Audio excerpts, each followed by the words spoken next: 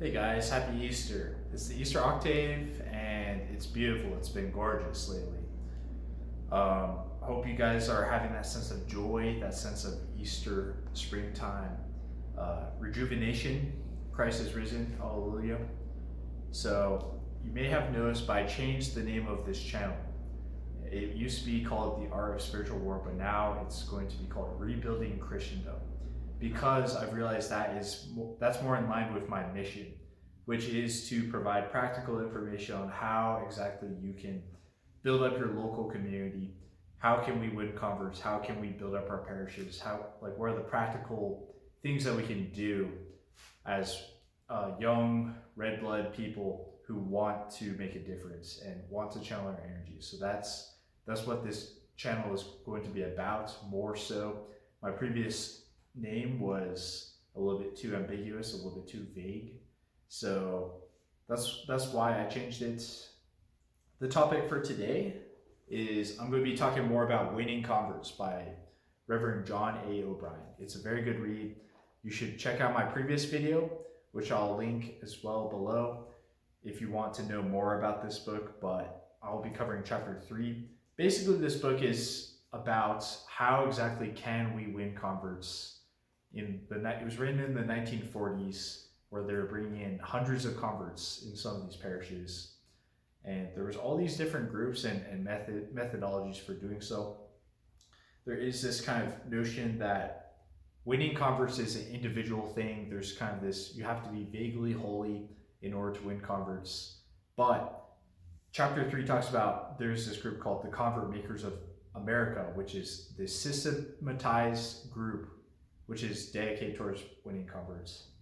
So the whole thing with Convert Makers of America is it's trying to utilize lay people and the laity. Because before the channel, the means for winning converts was if a non-Catholic was interested in learning more about the Catholic Church or converting, he would have to go and physically knock on the door of the rectory, which is where the priest lives. And there was a number of problems why this was kind of a difficult thing to do. But the priest realized that by utilizing the laity in a systematic way, we can reach far more people and begin to win far more converts. So I definitely am in favor of that. This is something worth working towards and building up. We as individual convert makers are just trying to win converts and gain that credibility, but eventually we should be aiming towards building up infrastructure and organizations. And there's a few things that they did that we can really learn a lot from. So one of the things that they did was that they had a structure of having each layperson would be a member would basically team up with a priest advisor. And the priest advisor didn't necessarily have to be even within their local parish.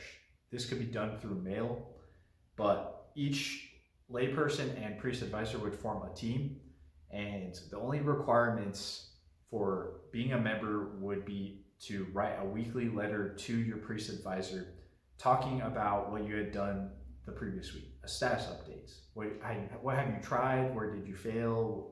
What did you do right? And then the priest advisor would give you feedback.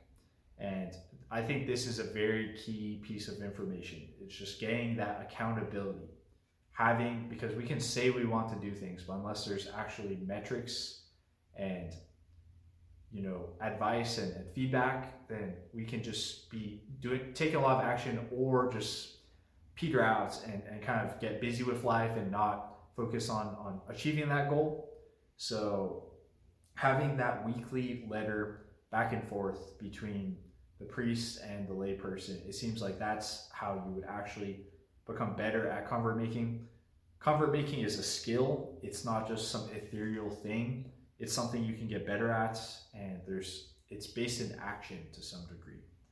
It's definitely based on you being holy, and the Holy Spirit is who makes converts ultimately, but that doesn't mean that we cannot get better at winning converts in our approach, in all the little social soft skills nuances that we try.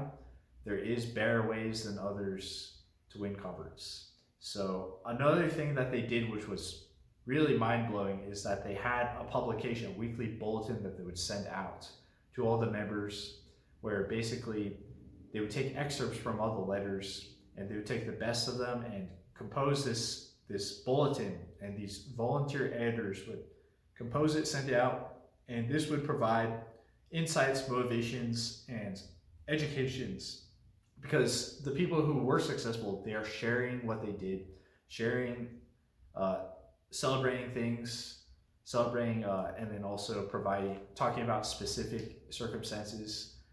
And this is how we are going to get better, is by learning from the successes of others, avoiding the pitfalls that other people have fallen into.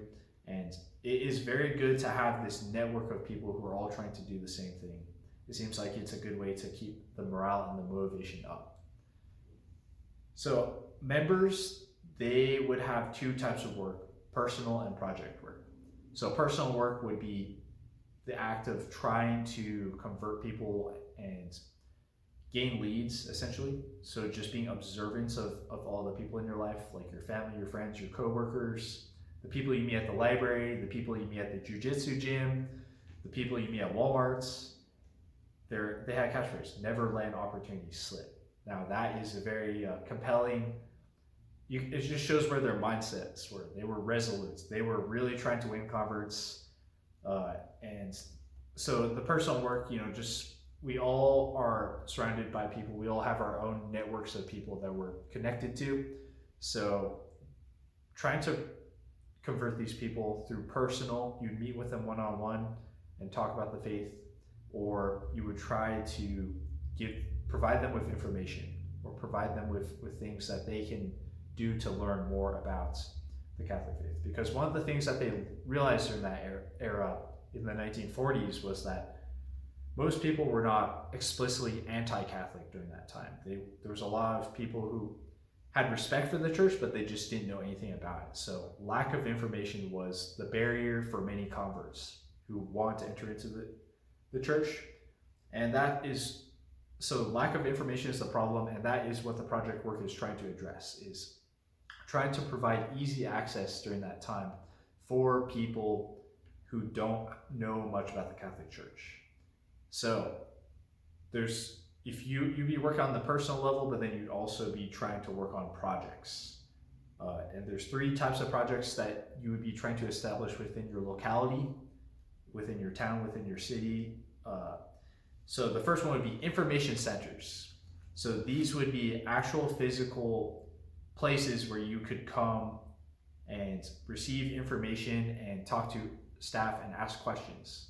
And these information centers would be somewhere downtown, high volume traffic, where people could just walk in. They would have displays, they'd have windows with literature and all kinds of different things, just purely informational, providing information about the Catholic faith. The staff were all volunteer for the most part. I'm sure some of them were paid, but it's pretty mind-blowing to see that they were willing to actually rent out a place and then have a place dedicated towards winning converts. They were claiming public space. I think one thing that we don't do, that the left does very well, is trying to claim physical space. They have the rainbow crosswalks, they have the rainbow LGBTQ flags everywhere. This is kind of one way that we could regain space in the public sphere, is having information centers. This is just a broader principle that we should try to apply to our own things. Flags are good, stickers are good, art is good. Trying to make visible Catholic things, make them as visible as possible. That's what we should try to do in the physical world. Another thing is, so the second project would be information racks. I don't know if you have seen those lighthouse media racks that they have in the lobbies of churches. But basically, if you haven't, there are these freestanding racks that have a bunch of CDs on Catholic topics and books and literature. And they used to be able to set up these information racks in public places. I think just making the information easily available in the physical world was what they would do. This obviously required money to get the literature, to get the infrastructure, but this is something that local organizations could also help you out in. The third type of project would be information talks in private homes. So they would have a series of 6 informal private talks. So you meet someone on the street at Walmart and you might invite them, hey, if you want to know more about the Catholic faith, we're having these informal informational discussions at this address, that type of thing. And so there's a few things that they would do with these. So first of all, the talk would be conducted by a convert, so not a cradle Catholic. There would also be mostly only non-Catholics who would attend the talk. The only reason why an actual Catholic would be there is if that Catholic was bringing someone to the talk who they made friends with. And the talk would be pretty short, it'd be only 15 minutes long, and there would be a period where they could ask questions and they would be answered by the person conducting the talk. And the final talk after six weeks would be a tour of the church. So a tour of the church would, after that, then they would try and funnel them into the convert class, the RCIA class of that time. So the lay people essentially create a funnel for all the people within their network, and then eventually the goal is to get them into the RCIA class. It's you're answering you can answer a lot of basic questions, even if you're not a theologian. As a layperson, was the understanding and the ethos of this organization. We can learn a lot. So for practicality, what can we take away from learning from convert makers of America? So what we can do is we can construct and use systems and organizations in order to win converts on a larger scale. We can unite our efforts together as convert makers and create these systems, and then we can eventually work towards building this physical infrastructure like the racks, the information centers, and that kind of thing. We can eventually build towards those mass scale efforts. And also the idea that the laity should be actively involved in trying to win converts.